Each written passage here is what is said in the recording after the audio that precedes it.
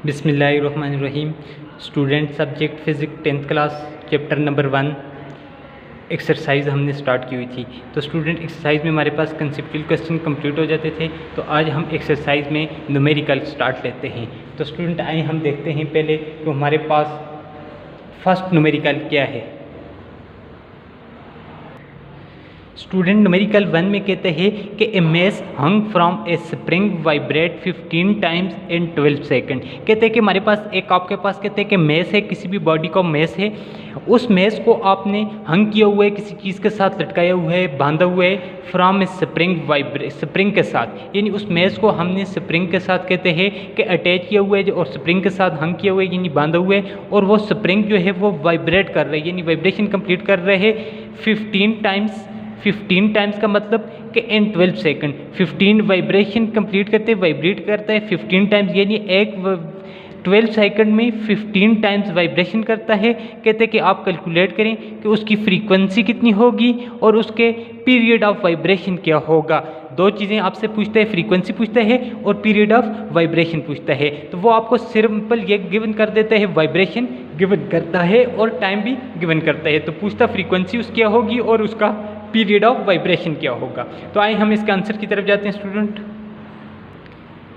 तो student for example ये हमारे पास एक फिक्स स्पॉट है, इसके साथ हमने स्प्रिंग को अटैच किया हुआ है। At the end of spring हमारे पास जो है मेस एम वाला मेस है उसको हमने अटैच कर दिया है। क्वेश्चन वाला पूछते हैं, कहते हैं कि ये जो वाइब्रेशन कंप्लीट करता है 12 सेकंड में, हमारे पास कहते हैं कि 12 टाइम जो है वो 12 सेकंड लेते हैं। 12 सेकंड में ये कितनी वाइब्रेशन कंप्लीट करता है, मतलब वाइब्रेशन का मतलब कि अपनी इस मीन पोजीशन से आगे की तरफ जाता है, वापस एक्सट्रीम पोजीशन और एक्सट्रीम से वापस जब मीन की तरफ आता है तो एक वाइब्रेशन कंप्लीट होता है। इस तरह से कहते हैं कि जो वाइब्रेशन कंप्लीट होती हैं वो कितनी वाइब्रेशन कंप्लीट करता है, वो 15 टाइम वाइब्रेशन कंप्लीट करता है। 15 वाइब्रेशन करता है, कितने टाइम में करता है, 12 सेकंड में। तो आपसे पूछता है कि ये बताएं कि फ्रीक्वेंसी इसकी क्या होगी और टाइम पीरियड क्या होगा। अब हम सबसे पहले गिवन क्या है कि हमें गिवन क्या है, हम सबसे पहले इसका आंसर की तरफ जाते हैं। आंसर किसका, आंसर नंबर न्यूमेरिकल नंबर या क्वेश्चन नंबर 1 का। गिवन हमें क्या है, गिवन डेटा। हम सबसे पहले गिवन डेटा की तरफ जाते हैं। गिवन डेटा में हमें वो गिवन करता है number of vibration. Number of vibration हमारे पास कितने हैं, नंबर ऑफ वाइब्रेशन यानी number of vibration n is equal to कितनी तादाद कंप्लीट करती है, 15 वाइब्रेशन कंप्लीट करता है। 15 वाइब्रेशन कंप्लीट करता है। दूसरी चीज़ हमें क्या गिवन कर देता है, टाइम टेकन जो है, यानी इन वाइब्रेशन को कंप्लीट करने के लिए जो टाइम लेता है, टाइम टेकन जो है, time taken that is equal to T is equal to time जो है वो हमारे पास कितना गिवन करता है, 12 सेकंड गिवन करता है।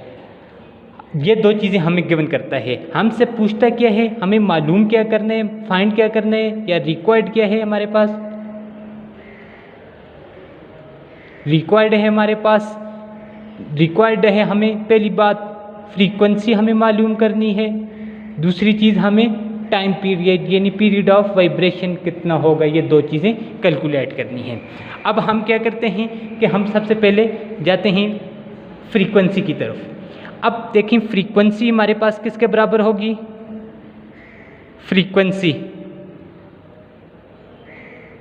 फ्रीक्वेंसी हमने कहा था नंबर ऑफ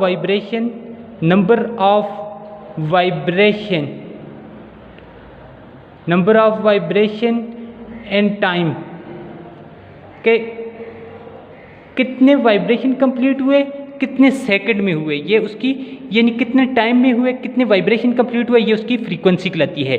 फॉर एग्जांपल इसका मतलब ये है कि सिंपल हम ये कह सकते हैं कि फ्रीक्वेंसी क्या है कि एक सेकंड में यानी यूनिट टाइम में बॉडी जितनी वाइब्रेशन कंप्लीट करती है, फॉर एग्जांपल वो 5 वाइब्रेशन कंप्लीट करती है, 3 करती है, 4 करती है, वो उसकी क्या कहलाती है, फ्रीक्वेंसी कहलाती है। यानी यूनिट टाइम हम सिंपल लिख सकते हैं इसको 1 सेकंड या यूनिट टाइम में जितनी वाइब्रेशन कंप्लीट होती है डेट इज कॉल्ड फ्रीक्वेंसी। अब फ्रीक्वेंसी को मैं एफ से रिप्रेजेंट कर सकता हूँ, एफ इज इक्वल टू यहाँ पे हमें उसने क्या गिवन कर दिया है, number of vibration. Number of vibration का मतलब ये हुआ कि नंबर ऑफ वाइब्रेशन का मतलब कि इस मीन पोजीशन से आगे एक्सट्रीम पोजीशन की तरफ जाकर वापस मीन और मीन पे स्टॉप ना करना, another extreme position, another extreme से वापस जब मीन पे आती है तो एक वाइब्रेशन कंप्लीट हो जाता है, वन वाइब्रेशन। इस तरह से वो एक सेकंड में जितने वाइब्रेशन कंप्लीट करते हैं, ये that is number of vibration. तो यहाँ पे नंबर ऑफ वाइब्रेशन कितने हैं हमारे पास, नंबर ऑफ वाइब्रेशन है 15 है नंबर ऑफ वाइब्रेशन। और टाइम कितना लगता है उन वाइब्रेशन को कंप्लीट करने के लिए, जो टाइम लगता है वो हमारे पास 15 सेकंड लग जाते हैं हमें, क्योंकि हमें पता है कि हमारे पास फ्रीक्वेंसी के लिए रिलेशन जो आता था F is equal to, frequency को हमने एक्सप्लेन किया था number of vibration n divided by t, F is equal to n upon t, n की वैल्यू 15 और टाइम की वैल्यू 12 आ जाती है। अब F इज इक्वल टू हमारे पास 15 डिवाइडेड बाई 12 है, तो 15 डिवाइडेड बाई 12 को हम किस तरह से, अब इसको हम इलादा से सॉल्व करते हैं। 15 हमारे पास है, 15 डिवाइडेड बाई 12 इसको सॉल्व करते हैं, तो 15 डिवाइडेड बाई 12 हमारे पास किस तरह आ जाएगा सॉल्व होके, 15 को हम इस तरह से अंदर रखते हैं, 12 पे डिवाइड करते हैं, 12 1 इज 12, 1 में से 1 निकाला 0, 5 में से 2 निकाला 3 बच जाएंगे रिमेनिंग। अब यहाँ पे 12 3 को डिवाइड नहीं कर सकता, यहाँ पे पॉइंट लगा के 0 लगाए, 12 1 इज 12, 12 2 ज़ार 20, 12 2 ज़ार 24। अब यहाँ पे कैरी ले जाते हैं, यहाँ पे 2 में से 2 माइनस किया 0 बच जाएगा, और 10 में से 4 को माइनस किया 6, पॉइंट लगा हुआ है तो मैं एक 0 लगा सकता हूँ। 12 5 ज़ार 60, तो इसका आंसर मेरे पास क्या आया 1.25। अब इसका मतलब है कि मैं फ्रीक्वेंसी को क्या ले सकता हूँ 1.25, लेकिन फ्रीक्वेंसी को हम किस में मेजर करते हैं, in terms unit of hertz, तो इस साथ में यूनिट लिख दूंगा हर्ट्ज। इसका मतलब हुआ कि फर्स्ट पार्ट हमारे पास ये आ जाता है किसका, जब वो 15 वाइब्रेशन कंप्लीट करता है और 15 वाइब्रेशन को कंप्लीट करने के लिए 12 सेकंड टाइम लगता है, तो उसकी जो फ्रीक्वेंसी होगी, यानी एक सेकंड में वाइब्रेशन को कंप्लीट करने के लिए जो तादाद होगी एक सेकंड की, एक सेकंड में फ्रीक्वेंसी एक्चुअली कहते हैं कि एक सेकंड में कितने वाइब्रेशन कंप्लीट हुए, तो एक सेकंड में वाइब्रेशन कंप्लीट होने का मतलब कि फ्रीक्वेंसी जो आ जाएगी वो 1.25 हर्ट्ज आ जाएगी। और क्योंकि फ्रीक्वेंसी के लिए हमारे पास formula F is equal to n divide by T, number of vibration upon time, vibration given है, टाइम गिवन है, फ्रीक्वेंसी हम कह सकते हैं कि 1.25। और फ्रीक्वेंसी क्या है, फ्रीक्वेंसी ये है कि एक सेकंड में यूनिट टाइम में कितनी वाइब्रेशन कंप्लीट करती है बॉडी। तो अब नेक्स्ट इसका दूसरा पार्ट देखते हैं। स्टूडेंट फ्रीक्वेंसी हमारे पास आ जाती है 1.25 आ जाती है, फ्रीक्वेंसी आ जाती है 1.25। अब 1.25 इसकी फ्रीक्वेंसी आ गई। दूसरे पार्ट में पूछता है पीरियड ऑफ वाइब्रेशन, यानी टी की वैल्यू सिंपल पूछता है कि टाइम पीरियड ऑफ वाइब्रेशन क्या होगा। हम जानते हैं कि हमारे पास फ्रीक्वेंसी और टाइम पीरियड के लिए जो फार्मूला बनता था that is equal to F is equal to 1 upon time.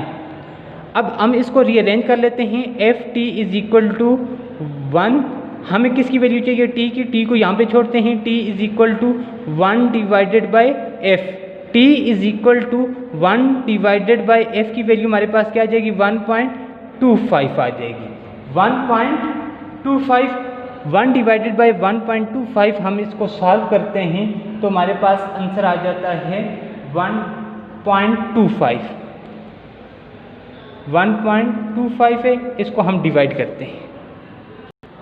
तो स्टूडेंट हम टाइम पीरियड को 1 डिवाइडेड बाई 1.25 या हम सिंपल इसको t को 0.8 पे इसको कैलकुलेट करके ले सकते हैं। तो जाते हैं नेक्स्ट हम स्टूडेंट, नेक्स्ट न्यूमेरिकल नंबर 2 में कहते हैं कि a spring requires a force of 100 newton to compress at to displacement of 4 centimetre. कहते हैं कि एक स्प्रिंग है, उसको हम उस पर फोर्स लगाते हैं, 100 न्यूटन फोर्स लगाते हैं। फोर्स की वैल्यू कितनी है, 100 न्यूटन फोर्स लगाते हैं उसको कंप्रेस करने के लिए, दबाने के लिए, और वो कंप्रेस जो होता है यानी वो जो डिस्प्लेसमेंट ट्रेवल करता है वो 4 सेंटीमीटर करता है। कहते हैं कि what is the spring constant. आप ये बताएं कि स्प्रिंग का कांस्टेंट क्या होगा। आपने कहा था कि जब स्टडी किया था तो हमने कहा था इलास्टिक ऑब्जेक्ट जो भी होते हैं उनमें एक स्पेसिफिक कांस्टेंट वैल्यू आती है, हर इलास्टिक ऑब्जेक्ट का एक स्पेसिफिक कांस्टेंट होता है। ये एक सिचुएशन कुछ इस तरह से कि हमारे पास ये फिक्स स्पॉट के साथ हमने एक स्प्रिंग को अटैच किया हुआ है। इस स्प्रिंग पे हम जब फोर्स यहाँ से अप्लाई करते हैं, इसको कंप्रेस करते हैं, यानी इसको हम इस तरह से जब दबाते हैं, कंप्रेस करते हैं, इस फोर्स की जो वैल्यू है वो 100 न्यूटन है। 100 न्यूटन फोर्स है। कहते हैं कंप्रेस होने के बाद ये फॉर एग्जांपल पहले यहाँ से लेकर इसकी टोटल जो यहाँ तक जो स्प्रिंग की जो डिस्टेंस था वो फॉर एग्जांपल समथिंग कुछ भी था, लेकिन कंप्रेस करने के बाद ये कितना यहाँ से लेकर यहाँ तक कंप्रेस हो जाता है। ये इस तरह फोर्स अप्लाई की, इसका ये जो है मैग्नीट्यूड कम हो जाती है। अब ये इसके पहले की निस्बत कंप्रेस हो गया। कंप्रेस होने के बाद यहाँ से लेकर यहाँ तक इसने फासला कुछ ट्रेवल किया है। वो कितने किया, ज़ाहिर सी ये डिस्टेंस ट्रेवल करके, ये कुछ डिस्प्लेसमेंट ट्रेवल करके ये कंप्रेस हुए है, क्लोज आ गए हैं पार्टिकल। ये जो डिस्टेंस ट्रेवल किया यहाँ से लेकर पहले यहाँ तक था, यहाँ से लेकर यहाँ तक, ये कितने 4 सेंटीमीटर है। कहते हैं कि आप ये बताएं कि स्प्रिंग कांस्टेंट की वैल्यू क्या होगी। अब हम इस क्वेश्चन की तरफ जाते हैं। हमें गिवन क्या है, गिवन डेटा में हमारे पास मौजूद है, गिवन डेटा में हमारे पास फोर्स गिवन है। फोर्स यानी आंसर हम लिख सकते हैं, आंसर नंबर किसका है, क्वेश्चन नंबर 2 का, कि फोर्स हमारे पास आ जाती है, force F is equal to 100 newton, और डिस्प्लेसमेंट जो है वो कितना ट्रेवल करती है, displacement of the body, displacement of body that is equal to x is equal to कितना आ जाएगा 4 सेंटीमीटर। पूछता वो ये है कि स्प्रिंग कांस्टेंट क्या है, रिक्वायर्ड उसको क्या है, रिक्वायर्ड हमारे पास पूछता है कि k की वैल्यू क्या होगी, स्प्रिंग कांस्टेंट, यानी स्प्रिंग कांस्टेंट की वैल्यू क्या होगी, स्प्रिंग कांस्टेंट। अब हम इस क्वेश्चन की तरफ जाते हैं कि k की वैल्यू फाइंड करने के लिए हमें मालूम है कि सबसे पहली बात कि ये हमारे पास F जो गिवन है, ये जो हमारे पास फोर्स गिवन है F that is equal to वो 100 न्यूटन है, वो SI यूनिट में है। यहाँ पे डिस्प्लेसमेंट उसने गिवन किया हुआ है, जो डिस्प्लेसमेंट है वो हमारे पास कितना गिवन करता है, 4 सेंटीमीटर में गिवन है। लेकिन ये यूनिट तो हमारे पास स्टैंडर्ड यूनिट नहीं है, SI यूनिट में हम इसको कन्वर्ट करने के लिए क्या करते हैं कि मीटर में कन्वर्ट करते हैं, यानी इसको हम कन्वर्ट करेंगे किस में, मीटर में। मीटर में कैसे कन्वर्ट करते हैं, फॉर एग्जांपल हमें मालूम है कि 100 सेंटीमीटर मिलके 1 मीटर बनता है। अब अगर 4 सेंटीमीटर कितने 4 सेंटीमीटर होंगे तो कितने मीटर के बराबर होंगे, डेट इज x, या हमें नहीं पता, अननोन है, डेट इज हम s को x ले लेते हैं, यानी 100 सेंटीमीटर मिलकर 1 मीटर बनता है, तो 100 सेंटीमीटर में कितने मीटर होंगे, that is equal to unknown x। जब दो इक्वेशन हो जाए, इसको हम फॉर एग्जांपल इक्वेशन 1 और 2 का नाम दे दें, तो इनके दरमियान क्रॉस मल्टीप्लिकेशन हो सकती है जब इक्वलिटी का साइन हो। तो ये 100 multiply by x that is equal to 4 1 is, ये क्रॉस इसके साथ मल्टीप्लाई, ये इसके साथ, 4 1 is 4, 100 x that is equal to 4 हो जाएगा। हमें x की वैल्यू चाहिए, अननोन वैल्यू क्या है x को यहाँ पे छोड़ दें, 4 डिवाइडेड बाई 100, 4 डिवाइडेड बाई 100 जो है ये हमने आप मज़ीद डिवाइड करना है कि 4 डिवाइडेड बाई 100 आ जाएगा। क्या है 4 डिवाइडेड बाई 100, तो 4 को अंदर रखेंगे, 100 पे डिवाइड करेंगे, पॉइंट लगाएंगे, पॉइंट लगा के 0 लगाएंगे, यहाँ पे 0, फिर भी ये इसको डिवाइड नहीं कर सकता। ये हमारे पास k की कांस्टेंट की वैल्यू आ जाएगी।